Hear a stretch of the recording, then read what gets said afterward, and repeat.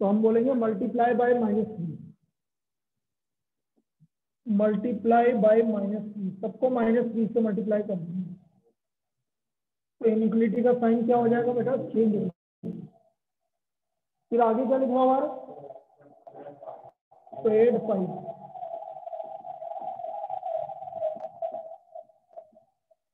ये आ गया आपका f(x) less than equal to 0।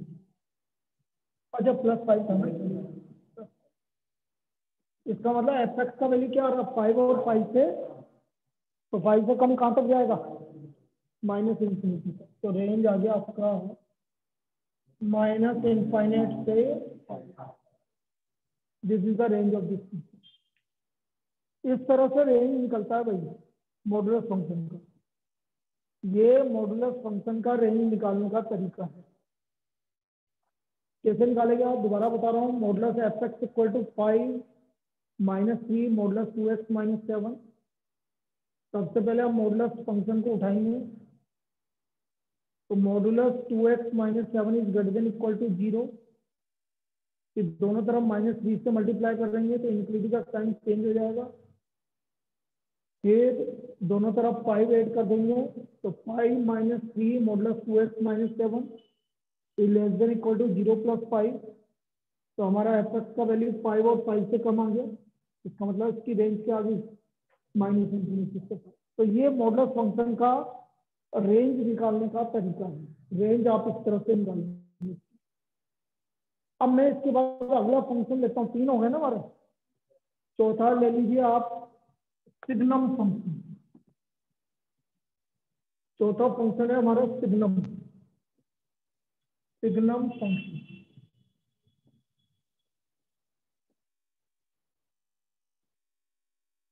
Signum SIGNUM, signum function. Signum function f from R to R, f from R to R is defined by f(x) equal to x upon modulus x, x is not equal to 0 and 0 x equal to 0। ये signum function का x upon modulus x, x is not equal to 0 और 0 पे 0। This is signum function. x upon modulus x, x is not equal to 0 and 0 x equal to 0। तुम बोलो बेटा तुम्हारा test का timing क्या रखें, जवाब दो। तुम जो बोलोगे वही टाइम रख दूंगा मैं। सर 12 बोलो से बेटा। 1 ही सही है। 12 से 1 सही है, ठीक है, चलो 12 से 1 डन है।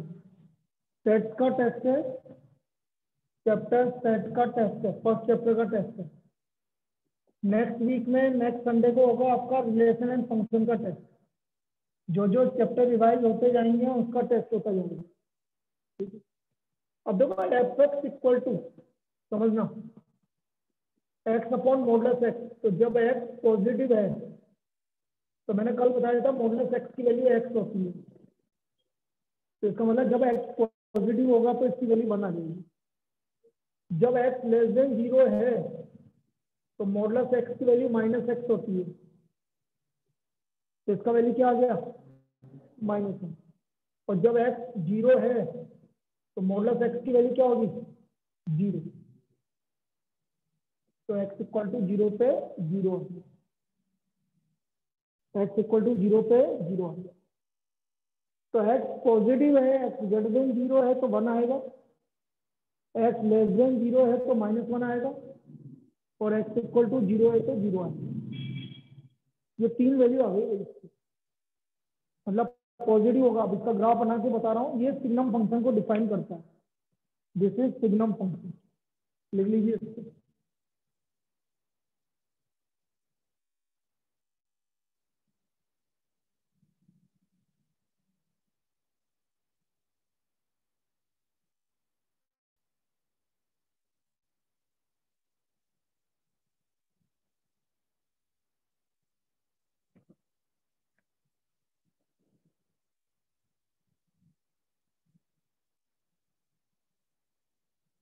अब मैं इसका ग्राफ बना रहा हूँ बेटा, ग्राफ ऐसा बनेगा इसका।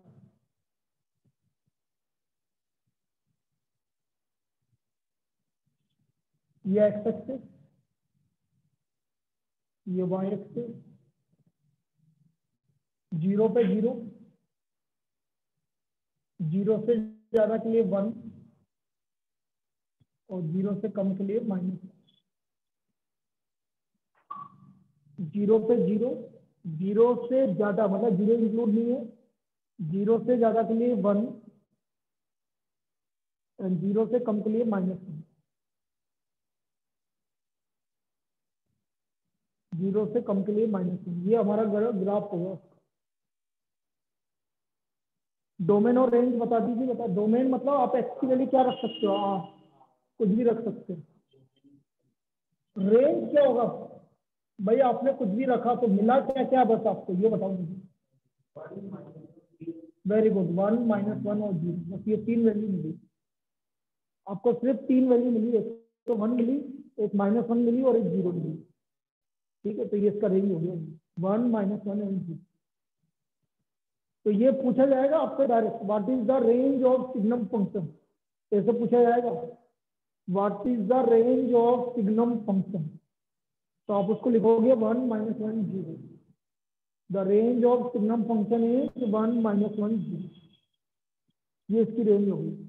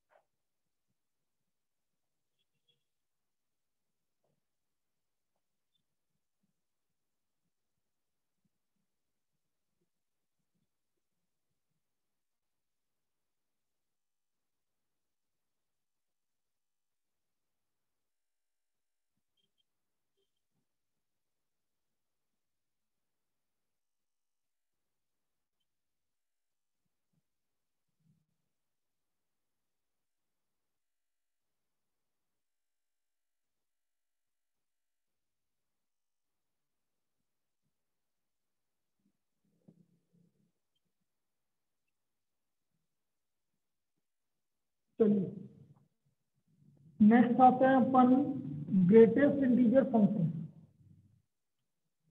नेक्स्ट कौन सा, greatest integer function. Integer function, greatest integer function.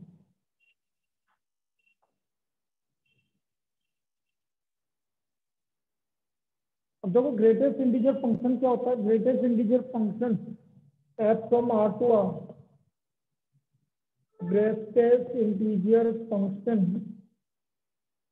f from r to r is given by fx equal to, this is the sign for greatest integer x belongs to 1। ये आपका greatest integer मतलब बड़ा bracket, ये इस तरह से लिखेंगे। अब देखो नाम से पता लग रहा है ग्रेटेस्ट इंटीजर। अभी एग्जांपल देके समझाता हूँ ग्रेटेस्ट इंटीजर होता क्या है। fx इक्वल टू बड़ा ब्रैकेट x,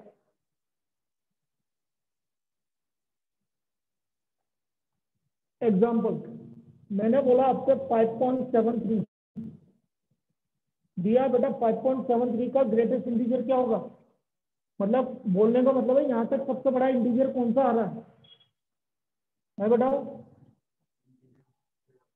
सबसे बड़ा 5.73 तक सबसे बड़ा इंटीजर कौन सा आ रहा है, 5 आ रहा है, बिल्कुल सही। इसकी ग्रेटेस्ट इंटीजर वैल्यू क्या होगी, 5। इसी तरह से मैं आपसे बोल रहा हूँ 7.99999, यहाँ तक सबसे बड़ा इंटीजर कौन सा आ रहा है, 7 आ रहा है। तो इसका ग्रेटेस्ट इंटीजर वैल्यू क्या होगी, 7 होगी। आया समझ में, आगे आगे बेटा ये समझ में।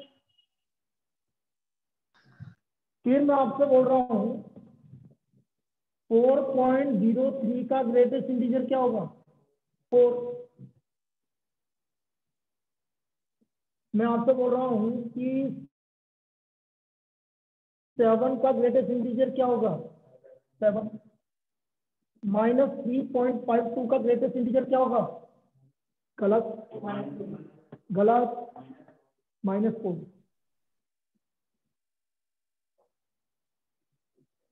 उससे पहले वाला तो -3.52 से पहले कौन आता? -4 आता है। ये चीज समझनी है। -5.93 का ग्रेटेस्ट इंटीजर क्या होगा? -6। आया समझ? ये आ रहा है।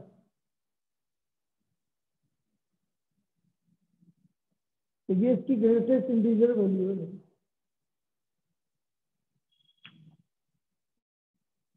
ध्रुव, यस सर। आ गया कोई कोटा? Yes sir. चलो अब फिर मंडे से क्लास में आना चालू करो। Yes sir.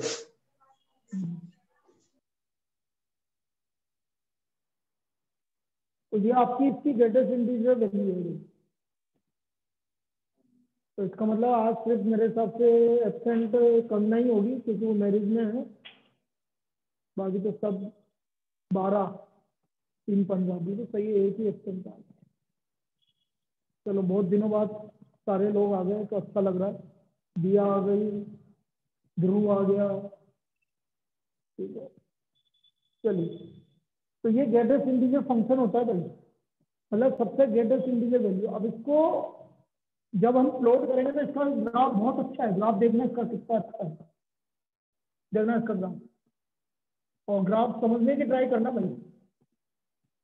पहले मैं मार्क करता हूँ, देखो इधर ये 0, ये 1, ये 2, ये 3, ये 4, ये 5, ये -1, -2, -3, -4, 1, 2, 3, 4, 5, -1, -2, -3, -2। अब देखना दो, मैंने बोला 0 का ग्रेटेस्ट इंटीजर 0, 0.1 का भी 0, 0.3 का भी 0, 0. जैसे ही 1 का आएगा तो 1 का ग्रेटेस्ट इंटीजर 1 हो जाएगा, यहाँ पर पहुंच जाएगी। मतलब 0 से 1 के बीच में ग्रेटेस्ट इंटीजर 0 ही होगा, और जैसे 1 आएगा तो 1 पे पहुंच जाएगा। तो मैंने इसलिए यहाँ पर ओपन सर्कल लगा दिया। फिर 1 का 1, 1.1 का भी 1, 1.2 का भी 1, 1.99 का भी 1, लेकिन जैसे 2 का होगा तो 2 पे पहुंच जाएगा। इस तरह का ग्राफ बनता जाएगा जैसे मैं बनाऊंगा। सीढ़ी लो, ये सीढ़ियां बन गई स्टेप। ये ग्राफ होगा आपका ग्रेटेस्ट इंटीजर। समझना है ये कैसे बनाया मैंने? 0.1 का 0, 0.2 का 0, 0.3 का 0, 0.5 का 0, 0.9 का 0, लेकिन जैसे 1 का होगा तो 1 आ जाएगा, फिर ऊपर पहुंच जाएगा। इस तरह चलता गया, इस तरह चलता गया। लिख लीजिए इसको।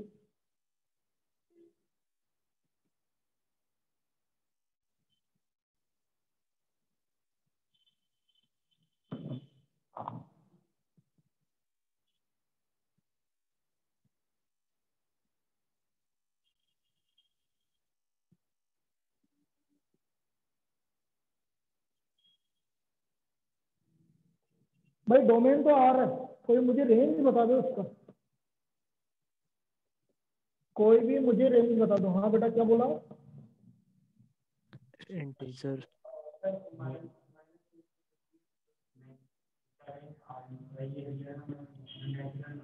गलत, नेचुरल नंबर भी नहीं होगा, होल नंबर भी नहीं होगा, इंटीजर्स होंगे। इंटीजर्स आएंगे बस, ना होल नंबर आएगा, ना रियल नंबर आएगा, ना माइनस। इंटरवल में तो आएगा नहीं क्योंकि रियल नंबर वो को डिनोट करता है। इसका रेंज आएगा Z, this is the range, इसका जेड इंपॉर्टेंट है, पूछा जाएगा आपसे what is the range of greatest integer function. तो इसका range Z, only integral value आएगी भैया, ओनली इंटीग्रल वैल्यू आएगी आपकी।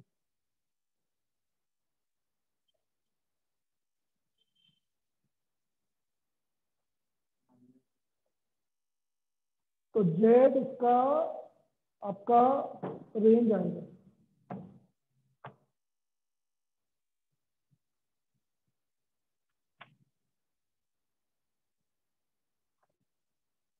इसके बाद एक और बताता हूँ मैं, ऑल्दो आपकी जो है ना उसमें बुक में नहीं होगा वो, लेकिन मैं बताता हूँ।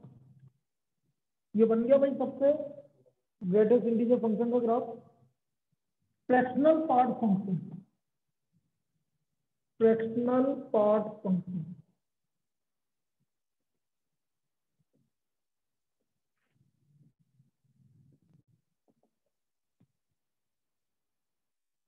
Fractional part function f from R to R, fractional part function f from R to R is given by fx equal to, इस तरह से डिनोट करेंगे, कर्ली ब्रैकेट है, और ये होता है बेटा x minus greatest integer of x।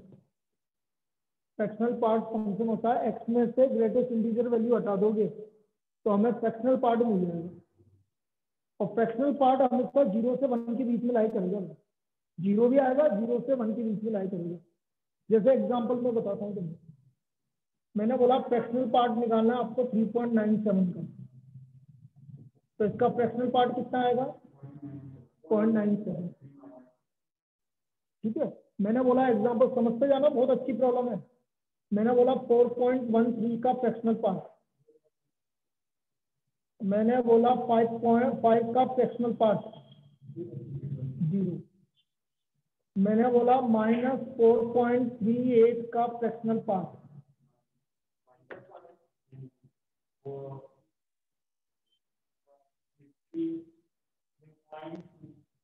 Very good, 0.62 इसका फ्रैक्शनल पार्ट होगा नेगेटिव का। ध्यान रखो भाई, आपको -5 देखो इधर समझना, मैंने क्या बोला इसका फॉर्मूला, ये क्या बोला मैंने, x minus greatest integer of x। x कितना है आपका -4.38, और इसका -4.38 का ग्रेटेस्ट इंटीजर, इसका ग्रेटेस्ट इंटीजर होगा बेटा -5, तो -5 और -5 क्या हो गया +5, +5 में से इसको माइनस करोगे तो ये तो आएगा। तो माइनस का ग्रेटेस्ट इंटीजर, तो ऐसा निकालने की जरूरत नहीं है, आप डायरेक्ट आप समझो। जैसे मैंने आपसे बोला -2.73 का ग्रेटेस्ट इंटीजर, तो आप बोलोगे 0.27, इसको 0.1 में से माइनस कर लो, 9 में 10 में से और 9 में से, 10 - 3 7, 9 - 7 6, तो ये this is greatest fractional part function. लिख लीजिए इसको, फ्रैक्शनल पार्ट फंक्शन।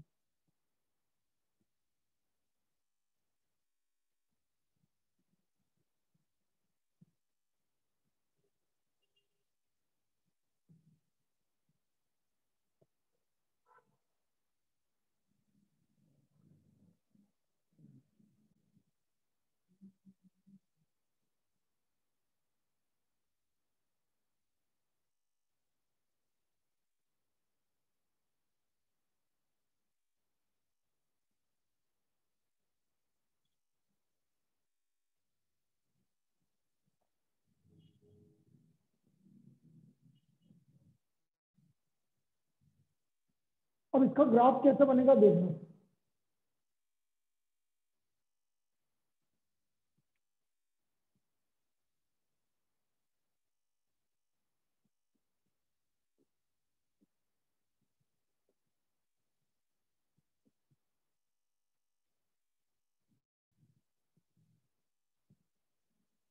एक ऐसी लाइन बनाना, तू बनाना, अभी समझ में आ जाएगा।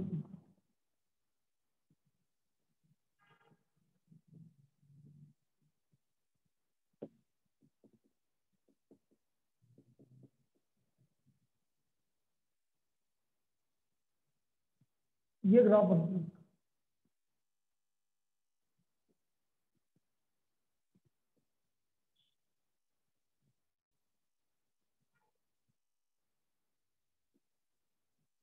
इस तरह का ग्राफ बनता है। जीरो आएगा, जीरो का ग्रेडियंट इंक्रीज जीरो, 0.1 का 0.1, 0.5, 0.9 का 0.9, 1 का 0, ये 1 पे आ गया। ये 1.1 का 0.1, 1.2 का 0.2, इससे चलता गया 2 का 0, इस तरह से। तो ग्राफ ऐसा बन गया। डोमेन और रेंज कौन बताएगा, देखते हैं बोलिए, रेंज कौन बताएगा, मजा आ जाएगा, रेंज कोई बता देगा। 0 to 1 कौन सा सर रैशनल नंबर। नहीं नहीं नहीं, ये गलत बोला, किसने बोला? Sir -1 to 1। गलत, ये सही बोल रहा है यहाँ पर। और कोई बोलो बेटा। रेंज मतलब y की वैल्यू, तो y की वैल्यू कहाँ से स्टार्ट हो रही है, देखो 0, और कहाँ पर जाकर खत्म हो रही है, 1 नहीं आ रहा बस। तो 0 आ रहा है, 1 नहीं आ रहा है, 0, 0 आएगा, 0 से 1 के बीच की सारी वैल्यू आएगी, लेकिन 1 नहीं आएगा। 0 आएगा, 1 नहीं आएगा, और उसके बीच की सारी वैल्यू आएगी। ये आपका फ्रैक्शनल पार्ट फंक्शन।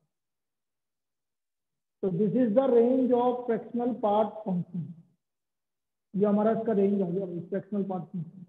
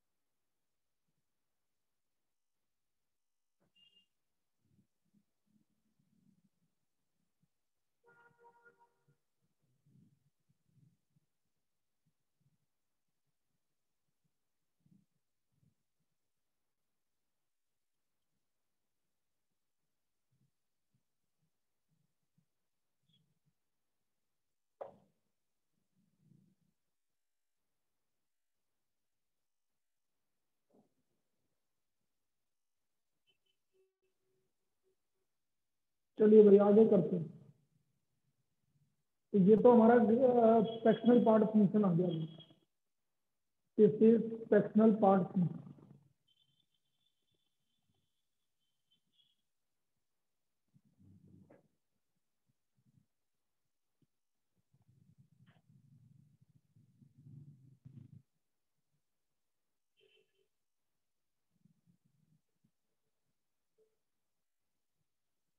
अब देखो, मैं कुछ फंक्शन, एक्स्ट्रा फंक्शन और बता रहा हूँ ताकि आपको चीजें क्लियर हो जाए, क्योंकि हमें पता होने चाहिए एक्स्ट्रा फंक्शन भी, क्योंकि काम तो आते हैं बेटा हर जगह। अभी मैं यहाँ पर तुम्हें साइन और कोसाइन फंक्शन के ग्राफ भी बताऊंगा यहाँ पर, ताकि अगले चैप्टर में हमें दिक्कत नहीं आए। अगले चैप्टर को ध्यान रख के मैं इसके ग्राफ भी बताऊंगा। तो ये हो गया हमारा फ्रैक्शनल पार्ट फंक्शन हो गया था, ठीक है। मॉडुलस हो गया, ग्रेटेस्ट इंटीजर हो गया, फ्रैक्शनल पार्ट हो गया। अब मैं एक रेसिप्रोकल फंक्शन देखो, बुक में भी दे रखा है आपका, इसलिए बता रहा हूँ। रेसिप्रोकल फंक्शन ना, जो भी है, fx equal to 1/x, x is not equal to g, fx equal to 1/x, x is not equal to g। जब हम रेसिप्रोकल फंक्शन को प्लॉट करेंगे तो ये कर्व कुछ इस तरह का बनेगा, इधर तो ऐसे बनेगा और इधर ऐसे बनेगा, बस टच नहीं होगा भाई ये दोनों। ये आपका रेसिप्रोकल फंक्शन है। डोमेन है आपका r-0, जीरो नहीं आएगा, और रेंज में भी r-0।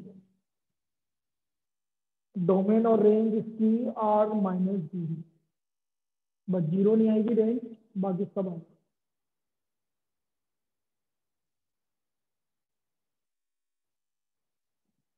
इसका डोमेन r-0, रेंज भी r-0। This is the domain and range of this function. This is called reciprocal function. उधर भी बना बेटा, नीचे की तरफ भी कहाँ बनाया तुमने? मैं उधर नीचे की तरफ भी देखना पूरा ग्राफ पर, दोनों तरफ बनेगा। टच मत करना, बस एक्स एक्सिस वाइज पे। तो इसका डोमेन r-0। फिर हम बोलते हैं square root function. Square root function भाई एक्चुअल में क्या है कि जब x की वैल्यू छोटी होगी तो y की वैल्यू उतनी ज्यादा होगी। देखना इधर एक्स वाई इक्वल टू 1 आ रहा है, ये एफ एक्स मतलब y, तो एक्स वाई इक्वल टू 1 आ रहा है, तो एक्स वाई इक्वल टू 1 मतलब प्रोडक्ट 1 होना चाहिए। तो एक्स जब जितना छोटा होगा y उतना ही ज्यादा होगा, और एक्स तो इसलिए वो ऐसा बनता है। फिर आप लिखो square root function. Square root function f x equal to root x, बस एक्स की वैल्यू पॉजिटिव होनी चाहिए भाई, greater than equal to 0। X negative नहीं होना चाहिए। क्यों नहीं होना चाहिए एक्स नेगेटिव? क्योंकि नेगेटिव का स्क्वायर रूट निकालोगे तो इमेजिनरी नंबर आ जाएगा भाई। नेगेटिव का स्क्वायर रूट निकालोगे तो इमेजिनरी नंबर आ जाएगा, इसलिए f x equal to root x और x greater than equal to 0। तो इसका डोमेन क्या हो गया भाई? ग्रेटर देन इक्वल टू 0 मतलब 0 से इनफाइनाइट। अब देखो इधर 0 और 0 से ज्यादा, तो इसका कर्व इस तरह का है। भैया आपने क्लास 10th में पैराबोलिक कर्व पढ़ा था, y equal to x square. समझाता हूँ, y equal to root x, तो y square equal to x आ जाएगी।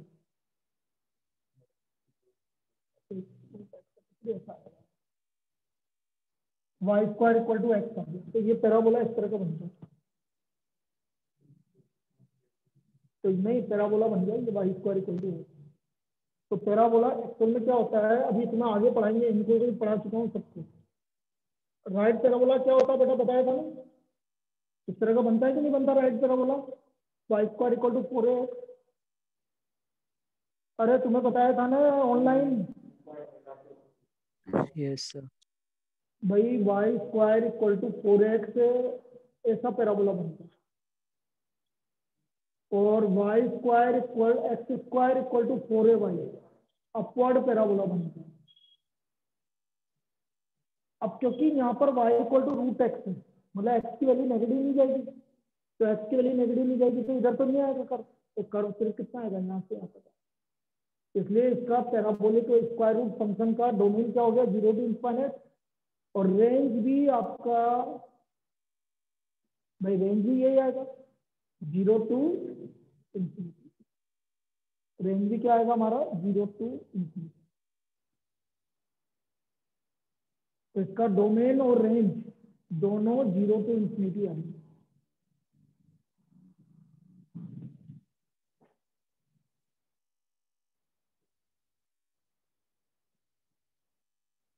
इसका डोमेन आ गया रूट एक्स और रेंज आ गया root x.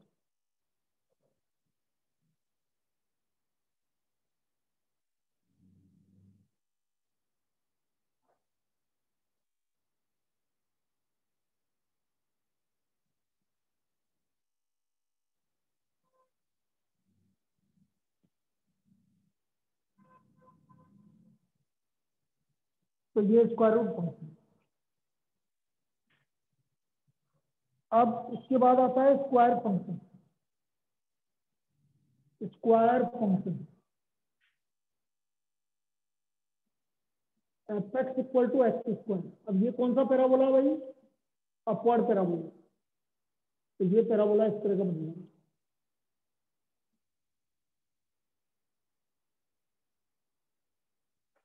This is the f x equal to x.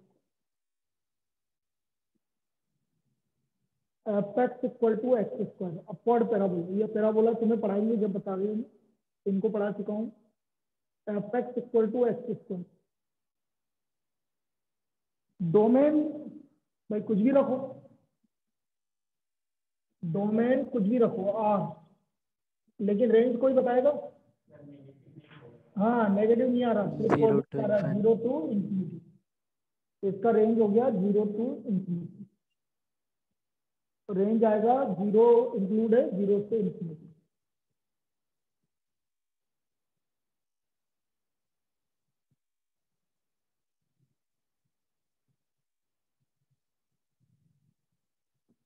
Now cube root function. Cube root function. Next cube function.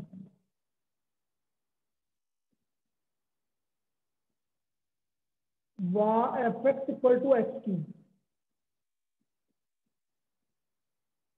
Fx equal to x cube.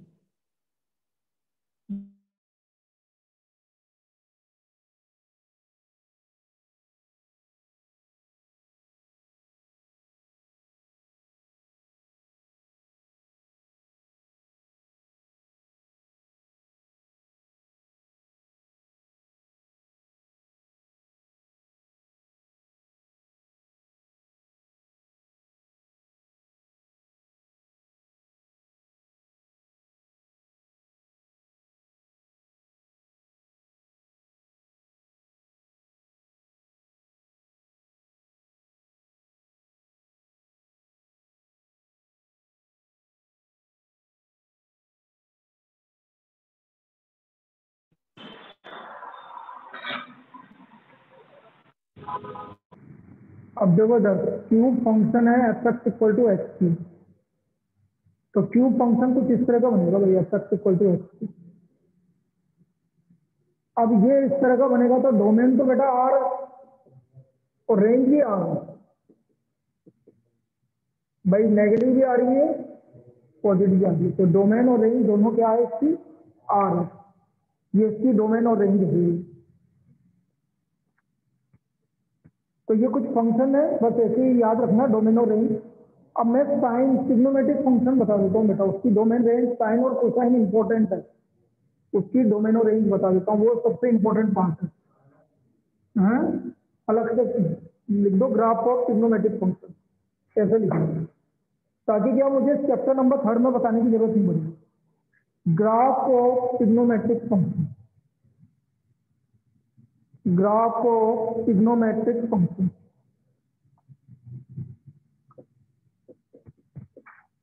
Of trigonometric function.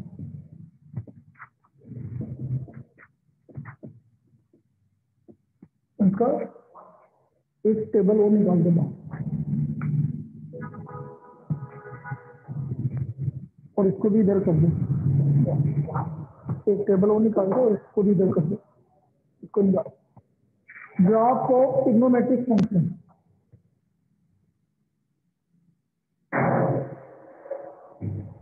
अब देखो यदि मैं graph of trigonometric functions की बात कर रहा हूं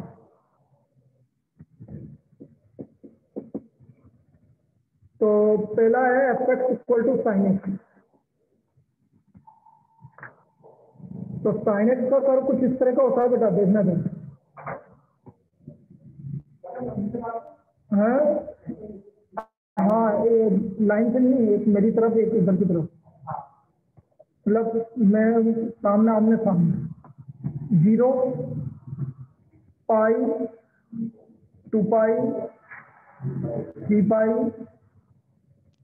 और ये मैक्सिमम वैल्यू आती है 1 और मिनिमम वैल्यू आती है -1।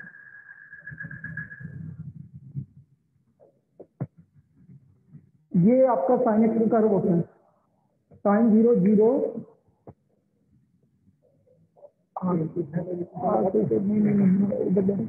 गेट भी खोल देंगे बस। अच्छा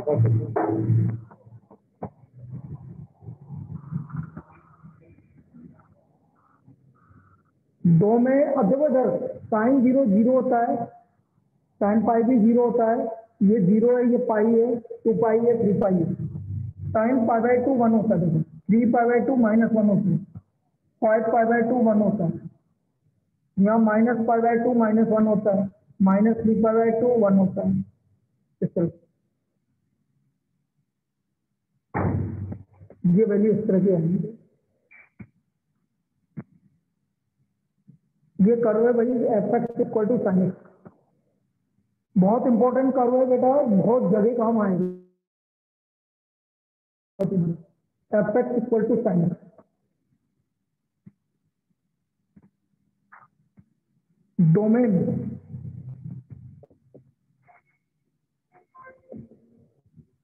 डोमेन है बेटा इसका आर, कोई दिक्कत नहीं, कुछ भी रखो, पूरी रियल नंबर लाइन पर कर्व आ रहा है तो डोमेन है आर। भाई एक्स की वैल्यू आप कुछ भी रख सकते हैं, कोई सी भी रियल वैल्यू आप रख सकते हैं, डोमेन इज आर। रेंज बेटा ध्यान से देखो, रेंज कहां से कहां तक की वैल्यू आ रही है, वेरी गुड, -1 to 1, बहुत बढ़िया, सबने सही बोला, -1 to 1, तो इसकी रेंज आती है -1 to 1। This is the domain and range of this function, ये fx equal to sine x का डोमेन और रेंज है, समझ में आया? This is the domain and range of this function.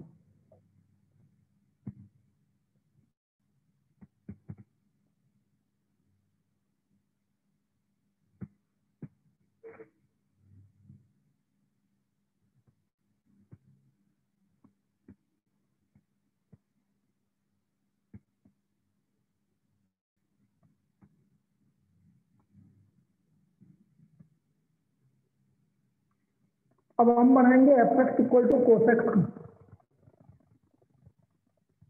fx equal to cos x, बिल्कुल वैसे ही बनेगा। ये 1 इसकी मैक्सिमम वैल्यू आएगी और -1 इसकी मिनिमम वैल्यू आएगी, और लेकिन 4 0 1 होता है, तो ये करो तो किस तरह का बनता जाएगा? हाँ बेटा,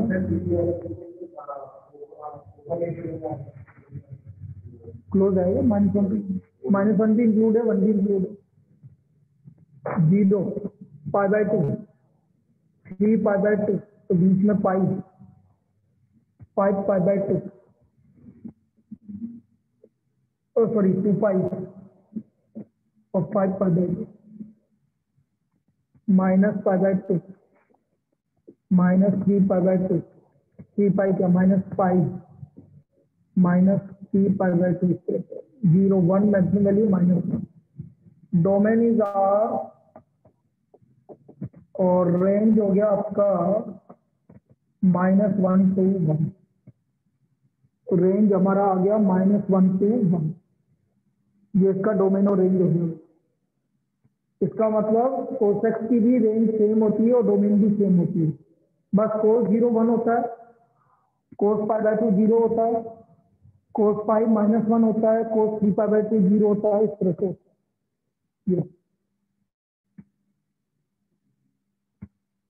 डोमेन आर और रेंज -1 से 1, डोमेन आर होता है और रेंज -1 से 1 तक होता है।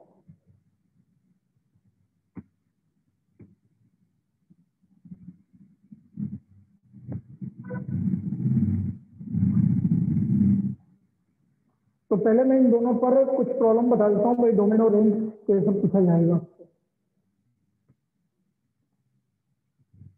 बना लिया, बना लिया।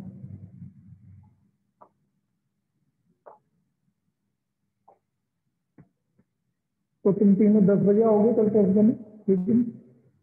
तुम्हें टेस्ट पेपर मिल जाएगा, ठीक है? यहाँ पर वैसे मैं मोस्ट प्रोबेबली मैं भी नहीं रहूँगा,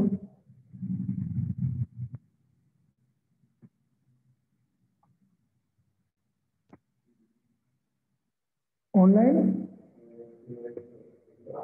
बेटा यार टेस्ट तो सामने दो, मेरे को ऑनलाइन में पता नहीं पड़ेगा ना तुम किस करोगे। अब बेटा ये तो अपन इनमें से 4-5 जने तो कोटा से बाहर है, एक तो बिहार है, अब वो कैसे करेंगे, उनको तो देना ही पड़ेगा। जैसे 12th में बहुत सारे लोग, 12th में अपने पास कम से 50 लोग हैं, तो 50 में से कम मैंने 10-12 जने तो बाहर है, ज़्यादा ही है वो चक्कर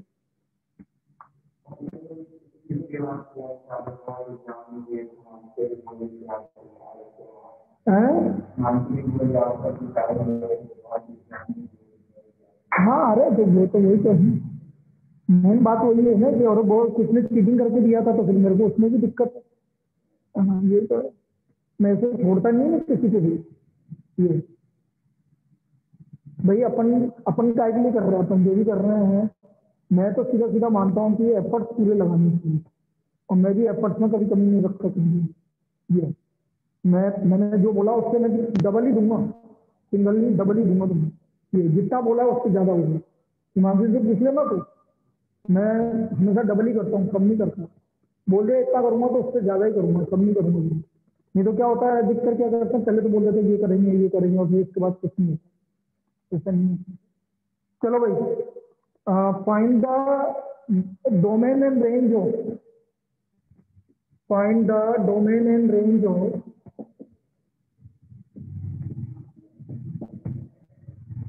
function fx equal to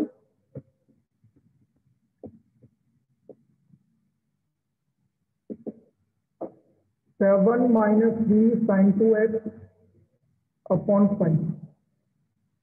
इसका मुझे डोमेन और रेंज निकालना, 7 minus b sine 2x upon 5। अब देखो डोमेन होता क्या, मैं तुम्हें वापस से बार बार समझा रहा हूँ। एक तो अपॉन में 0 नहीं आना चाहिए, तो अपॉन में 5 है तो कोई दिक्कत ही नहीं, एक अंडररूट में नहीं आना चाहिए, तो दोनों में कुछ भी नहीं आ रहा, तो डोमेन तो बिना देखे समझे क्या लिख दो, इसका आ है fx इक्वल टू, मतलब आप कुछ भी रख सकते हो यहाँ पर, कोई दिक्कत नहीं है आपको, तो डोमेन तो आ है। अब हम बात कर रहे हैं रेंज की। रेंज समझना, रेंज कैसे निकालना, इसकी रेंज डोमेन आर। सबसे पहले मैं साइन वाला फंक्शन उठाऊंगा, साइन की साइन कुछ भी हो, 2x हो 3x हो, उससे कोई फर्क नहीं पड़ता। साइन 2x की मैक्सिमम वैल्यू 1 और मिनिमम वैल्यू -1, कैसे लिख दूंगा, sine 2x greater than equal to -1 less than equal to 1। अब इससे आगे क्या लग रहा है, मल्टीप्लाई बाय -3, -3 से मल्टीप्लाई करो 3, इनिक्विलिटी का sign change, -3 sine 2x, inequality का साइन चेंज -3। यहां पर कोई दिक्कत, 8 7, तो 7 + 3 10, 7 - 3 साइन 2x और 7 - 3 4, divide by 5, divide by 5, 2 7 - 3 sine 2x divide by 5, 4/4। अब ये आ गया हमारा fx। सर वो फ्रेम में नहीं आ रहा है। हाँ मैं अभी कर दूंगा बेटा, fx की वैल्यू 4/5 से लेकर 2 के बीच, उसको मैंने वापस से सही कर दिया। fx का वैल्यू 4/5 से लेकर 2 के बीच।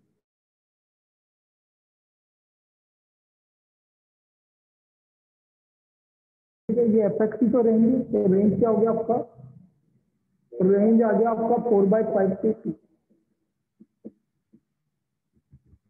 This is the range of this function, 4/5 से लेकर 2, ये हमारा इसका रेंज है। इस तरह से रेंज निकालेंगे, ये रेंज निकालने का तरीका आ गया समझ में। दोबारा बताना है कि समझ में आ गया बेटा सबको, बोलिए। आ गया सर। लिखो, एक और कर लेंगे अभी।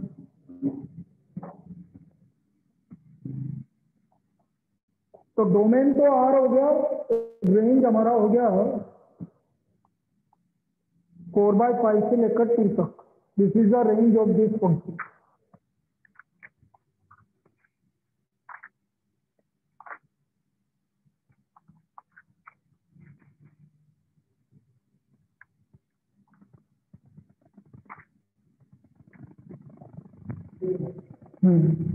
बेटा कि बस सर की क्लास कंप्लीट होने वाली है। तो this is the range of this function, कि हमारा रेंज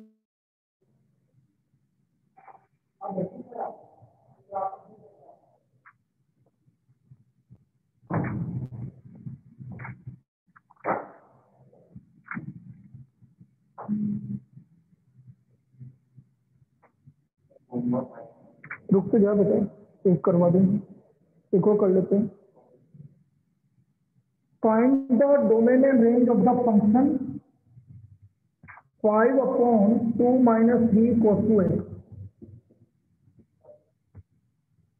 5/2 - 3 cos 2x, इसका हमें डोमेन और रेंज निकालना है। तो बेटा डोमेन ये 0 नहीं हो सकता कभी भी भाई। cos 2x की वैल्यू आपकी, एक मिनट, नहीं आज ये गलत लिख दिया, सॉरी। cos 2x की वैल्यू 1 से ज्यादा नहीं हो सकती भाई। cos 2x की वैल्यू जब 4/3 होगी ना, तभी जब जाके 0 होगा, और cos की वैल्यू 1 से ज्यादा होती ही नहीं। इसका मतलब ये 0 नहीं हो सकता कभी। तो इसका डोमेन तो क्या है, भाई ये वैल्यू 0 हो जाएगी तब दिक्कत है। तो उसको 0 होने के लिए ये cos 2x 4/3 होना पड़ेगा, तभी तो 4 - 4 0 होगा। तो 4/3 हो ही नहीं सकता, 1 से ज्यादा आ रहा है। तो अब इसका रेंज कैसे निकालेंगे, देखो डोमेन तो आ रहा है भैया, डोमेन अब रेंज देखना भाई। सबसे पहले मैं cos 2x का वैल्यू -1 से +1, cos 2x का वैल्यू -1 से +1। अब मल्टीप्लाई बाय -3, मल्टीप्लाई बाय -3, तो 3 - 3 cos 2x और -3, इनइक्वालिटी का साइन चेंज। 8 4 से 8 कर दिया 7, 4 - 3 cos 2x, 4 - 3 1। उल्टा कर दो बेटा, उल्टा करते फिर इनइक्वालिटी का साइन चेंज हो जाएगा। ये चीज ध्यान रखना, जैसे आप रिवर्स करोगे तो इनइक्वालिटी का साइन चेंज हो जाएगा। फिर मल्टीप्लाई बाय ऊपर कितना है 5, तो मल्टीप्लाई बाय 5, मल्टीप्लाई बाय 5, तो यह आ गया 5/7, 5/4 - 3 cos 2x 5। ये हमारा आ गया एफ क्या बेटा, पर -5 है। -5 का हाँ वो माइनस नहीं होते सही। तो रेंज आ गया आपका 5/7 to 5, 5/7 to 5। This is the range of this. ये आया समझ में, बोलिए क्लियर है। Yes sir. तो इस तरह से ये निकालेंगे बेटा अपन। अब इसके आगे अपन अब परसों कंटिन्यू करेंगे, और परसों की क्लास बहुत इंपॉर्टेंट रहेगी, क्योंकि इसमें डोमेन और रेंज निकालना बताऊंगा मैं कि how to find the domain and range of this function. अब क्या कोई मिलना आ गया तो अपन फिर वो एक्स्ट्रा क्लास अब फिर मंडे से ही कंटिन्यू करेंगे ना बेटा, तो तुम बेटर हो गए यहाँ पे कोई मतलब नहीं। होमवर्क में तो बेटा अभी कुछ भी नहीं है, इनको रिवाइज करो जो जितना पड़ा, क्योंकि अब होमवर्क में आप मंडे को ही दूंगा, कल आ जाइए अब 10 बजे, ठीक है।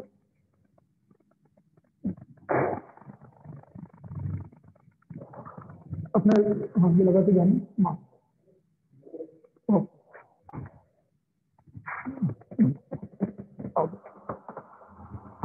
कल आए होंगे आप, हो सकता है वो पढ़ रहा होगा ना, तो इसलिए हाँ वही नहीं था। कौन सी क्लास 11th में, तो कौन कहाँ पर है, बाकी के सब्जेक्ट कहाँ कर रहे नहीं करे, चल ठीक है। स्कूल कौन सा स्कूल, तो वही है कि आप इसको भेज दीजिए। अब जैसे अपना है कि कल भेज दे, एक तो संडे है, तो कल सुबह 10 बजे आ जाना। मैं तो रोजाना पढ़ता हूँ, मैं एक दिन भी छुट्टी नहीं देता, इनका रेगुलर रहता है। अब इसमें क्या है कि जैसा भी इनकी ये 11th की, ये स्कूल तो अलग अलग है, मुझे भी पता नहीं ये अब इनका नहीं। इसमें क्या है कि इनके ऑनलाइन और ऑफलाइन दोनों क्लास चलती है।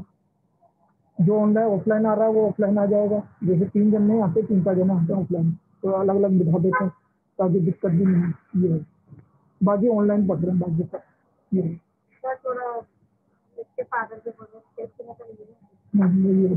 देखो मैं उसमें मैं किसी के साथ वो नहीं कर सकता एक्चुअल में। मैं सब आपकी बात समझ में आ गई, लेकिन मैंने जो भी है आप मानोगे नहीं, मैंने 1 महीने पहले जब लिया था किसी स्टूडेंट को तो मैंने 14 ही लिए था। अब मैंने इसके बाद अभी 1 महीने के बाद अब जाके मैंने इसको 10 किया है, तब तक 10 ही लिया जी। ठीक है, नहीं हो पाएगा। ठीक है, आपको मैं आपको ये गारंटी दे रहा हूँ कि इसको कहीं पे भी कोई दिक्कत नहीं आएगी, ये मेरी गारंटी। आप है ना, मैं मोर देन सफिशिएंट आप सेटिस्फाई रहेंगे, सब हो जाएगा ना। मैंने बोला ना मैं एक्स्ट्रा टाइम सब कुछ देता हूँ आपको। नहीं कहीं पे भी दिक्कत नहीं आएगी, मैं बता रहा हूँ ना आपको। कोर्स करवाने की गारंटी मेरी है, चाहे कुछ भी हो जाए। और उन्होंने पूरे साल भर मुझे कोर्स ही नहीं कराया। आप तो रिव्यू ले लीजिए किसी से भी मेरा। मैं तो आपको ये बोल रहा हूँ ना, मैं 1 मिनट बताऊँ, मैं आपको ये बता रहा हूँ अभी तक जितने 11th वाले पढ़ चुके हैं ना, 2 बार कोर्स कर चुका है, तीसरी बार। और अभी मैं इसको बोल रहा हूँ, मैं 1 बार की तो पूरी गारंटी दे ही रहा हूँ, उसके अलावा भी मोर देन उसके बाद भी रिवाइज होगा इसको। अब मैं क्या करता हूँ मैं बताऊँ ना,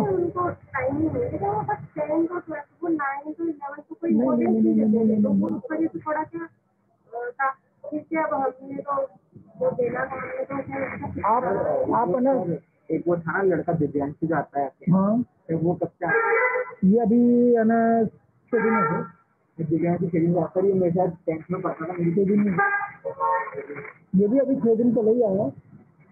तो 6 दिन में इसका मैं बता रहा हूँ ना, इसका सेकंड चैप्टर चल रहा है अभी। अब मैं तेरे को क्या करूँगा बेटा, मैं चले बता देता हूँ तेरे को, मैं 2 बार बुलाना, मतलब 2 घंटे के लिए एक्स्ट्रा बुलाऊंगा, तो उसमें कोई नहीं। अभी क्या है कि इनका चैप्टर चल रहा है सेकंड चैप्टर, रिलेशन फंक्शन।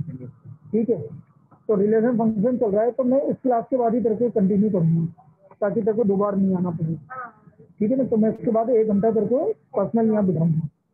ठीक है, 3-4 दिन मतलब जितने नहीं होगा, पिछला वाला कवर नहीं होगा जब तक मैं इसको कंटिन्यू करूँगा।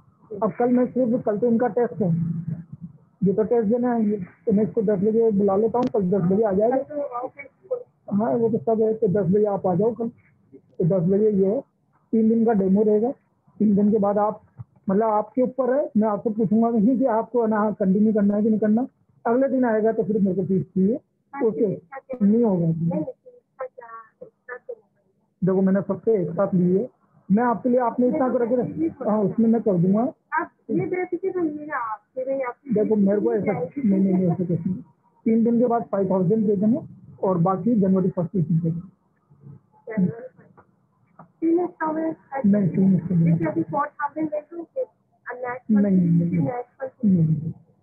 नहीं इतना मैं आपको बोल रहा हूँ ना, जनवरी 15 जनवरी तक कर देना, उसमें कोई दिक्कत नहीं। 15-20 तक कर, 15-20 कोई दिक्कत नहीं। ठीक है ना, तो कल से आ जाओ बेटा।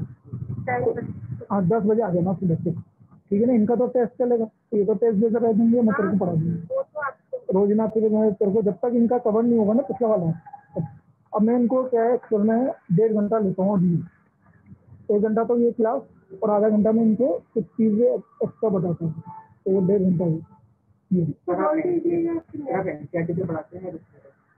NCERT RD जितनी भी रिफ्रेशर है सब कोर्स मोर देन सफिशिएंट। मतलब आप ये मानोगे नहीं कि जैसे मेरा 12th है, 12th का रिजल्ट भी ये तो पिछली बार वाला है। इस बार भी है ना, आप देखते हैं कि 95 से ऊपर कम से कम 25 स्टूडेंट जी। इससे तो मैं आपको पूरा रिलैक्स देती हूँ, इससे शिकायत नहीं आएगी। बस फिर तो मेरे को तो अच्छा बच्चा चाहिए। देखो ये 10th में मेरी मैथ पूरे ठीक है,